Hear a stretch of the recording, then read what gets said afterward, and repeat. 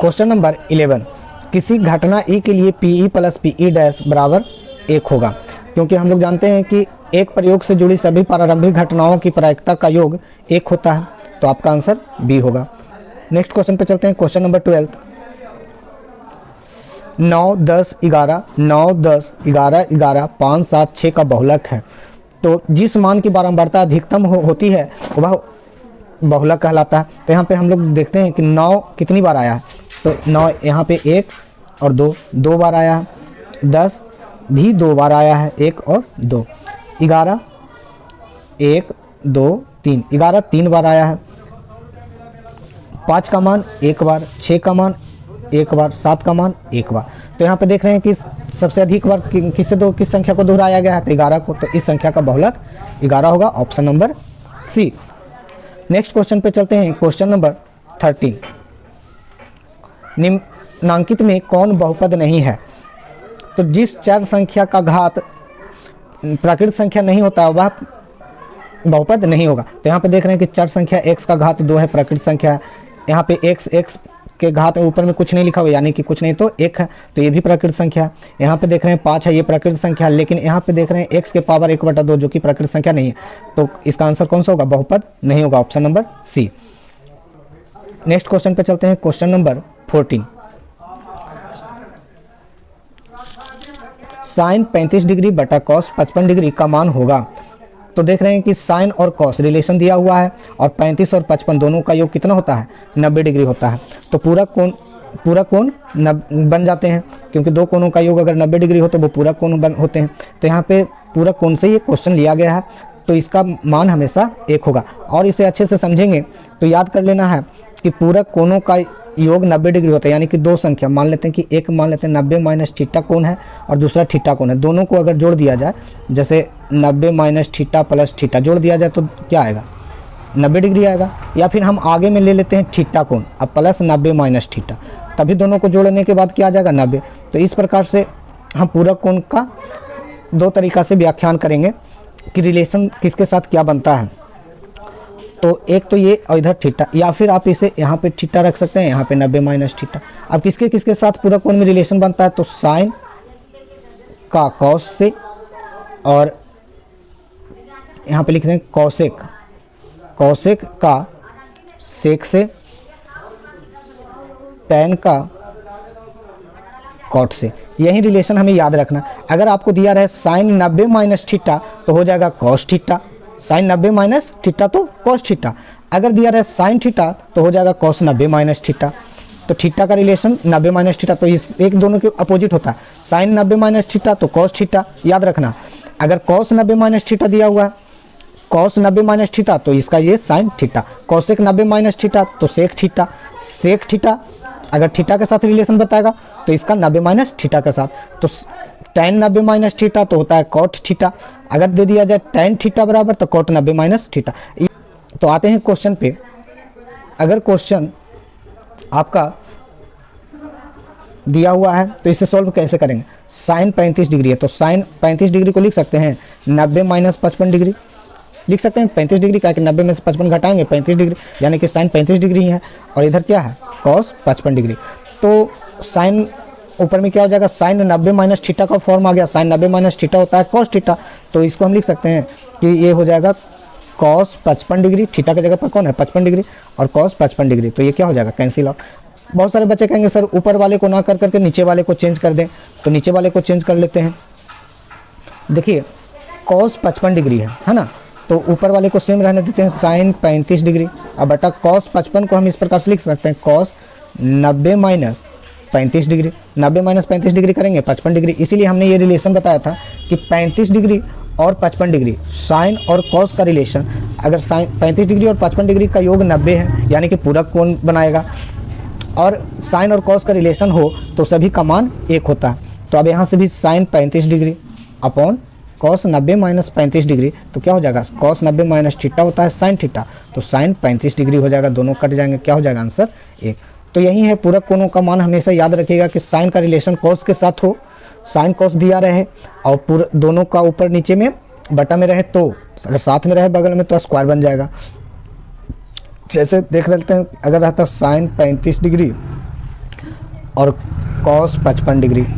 तो यहाँ पे कॉस 55 डिग्री को हम लिख सकते हैं साइन और 35 डिग्री, और साइन 35 डिग्री दोनों है तो क्या हो जाएगा साइन स्क्वायर 35 डिग्री, 35 डिग्री का स्क्वायर नहीं, साइन स्क्वायर 35 डिग्री। तो ये हमारा कंसेप्ट था। इस प्रकार से और भी क्वेश्चन को अगर दे दे, जैसे इस प्रकार से क्वेश्चन को दे दे, यहाँ पे साइन ना लिख करके आपको लिख देता कॉट 35 डिग्री और नीचे लिख देता टेन 55 डिग्री, तब भी इसका मान क्या होगा 1 होगा।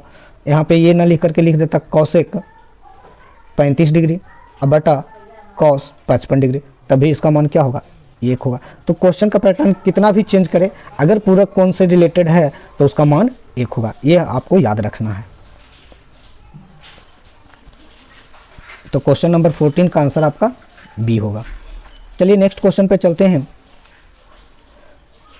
क्वेश्चन नंबर 15, AP -3 -1/2 2 का 11वां पद होगा।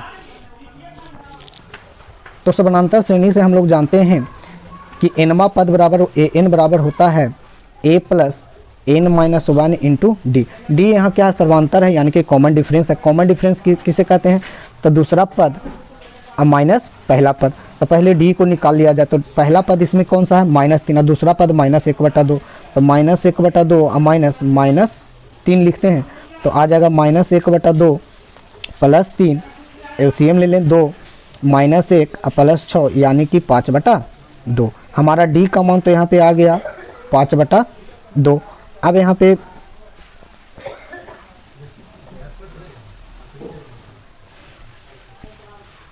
पहला पद ए क्या है, तो ए है हमारा -3 अब प्लस एन क्या दिया हुआ है, तो 11 यानी कि 11th टर्म हमको निकालना है 11वां पद, तो 11 - 1 इंटू डी इंटू 5/2।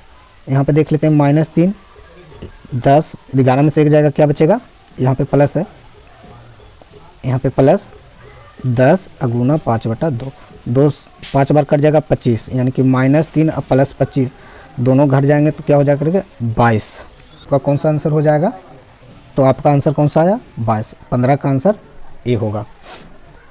नेक्स्ट पे चलते हैं क्वेश्चन नंबर 16, बहुपद 4x² - 4x + 1 के मूलों का गुणनफल होगा। तो यहाँ पे x का घात 2 है तो द्विघात बहुपद है, और अगर इसके अल्फा और बीटा 2 मूल हों, द्विघात बहुपद में 2 मूल होंगे तो अल्फा और बीटा, तो मूलों का गुणनफल होता है अचर मान। अचर इसमें कौन सा है 1 बटा x² का गुणांक, x² का गुणांक कौन है 4, तो आपका आंसर बी होगा। और इसे अच्छे से समझते हैं कि किसी भी द्विघात समीकरण में यदि अल्फा और बीटा द्विघात बहुपद यानी fx बराबर ax² प्लस bx और प्लस c के शून्यांक हों तो मूलों का योगफल, द्विघात समीकरण या द्विघात बहुपद के मूलों का योगफल होता है -b/a और मूलों का गुणनफल होता है c/a। -b यानी कि x का गुणांक अब बटा a माने x² का गुणांक, c/a मूलों का गुणनफल c/a, c यानी कि अचर पद अब बटा x² का पद। और भी है त्रिघात बहुपद में, यानी कि इसके मूल कौन कौन से होंगे, 3 होंगे, alpha beta and gamma.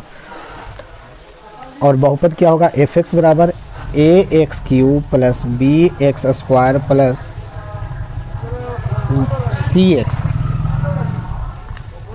cx और प्लस d।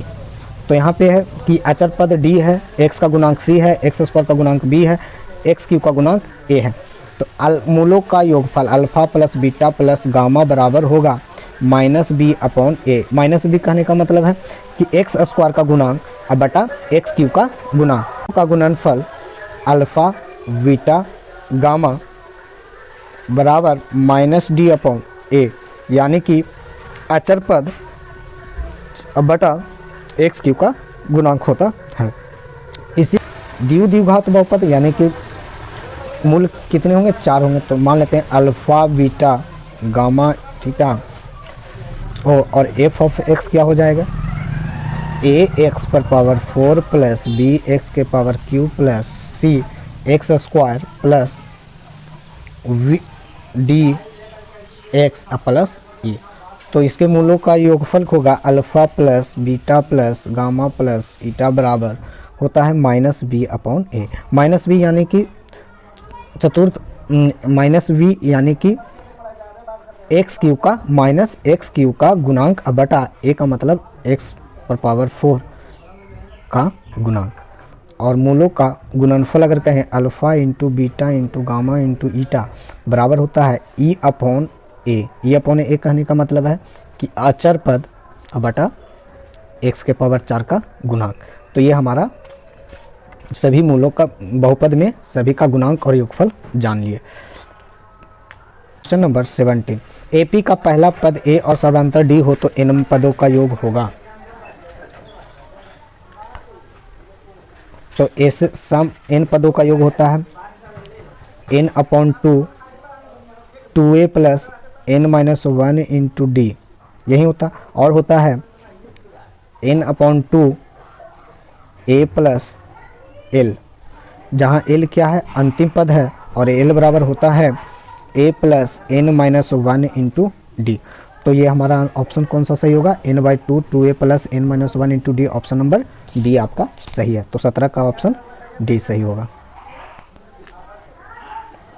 17 का आंसर ऑप्शन डी। अब चलते हैं नेक्स्ट क्वेश्चन पे, क्वेश्चन नंबर 18। 1/√3 बराबर है, तो 1/√3 दो मान के बराबर होता है, एक tan 30 डिग्री और दूसरा cot 60 डिग्री। तो ऑप्शन में दिया हुआ है tan 30 डिग्री, तो ऑप्शन नंबर बी सही होगा। और अगर यही क्वेश्चन इसी को दे देता है, अधिकतर बार दिया जाता है √3 बराबर है, तो √3 होता है tan 60 डिग्री के बराबर और cot 30 डिग्री के बराबर। तो हमें याद रखना है कि अगर 1/√3 हो तो tan 30 डिग्री और cot 60 डिग्री के बराबर होता है।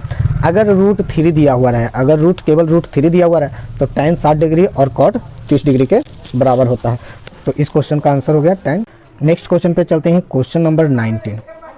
अर्धगोले का संपूर्ण पृष्ठ का क्षेत्रफल है, तो अर्धगोला है ना, गोला के चारों ओर से पूरा भरा हुआ हो, तो अर्धगोले का संपूर्ण पृष्ठ का क्षेत्रफल होगा एक तो के ऊपर का तो 2 pi r square plus pi r square यानी कि 3 पाई आर स्क्वायर। ऑप्शन आपका ऑप्शन नंबर बी सही होगा। और इसे अच्छे से जानेंगे कि गोले का पृष्ठीय यानी कि गोला यानी कि पूरा का पूरा गोले का पृष्ठीय क्षेत्रफल होता है, पृष्ठीय क्षेत्रफल होता है, आप इसे समझ लोगे 4 पाई आर स्क्वायर, और गोले का आयतन होगा 4/3 पाई आर क्यू। इसमें आर क्या है, आर गोले की त्रिज्या है। अब आते हैं अर्धगोले पे। अर्धगोला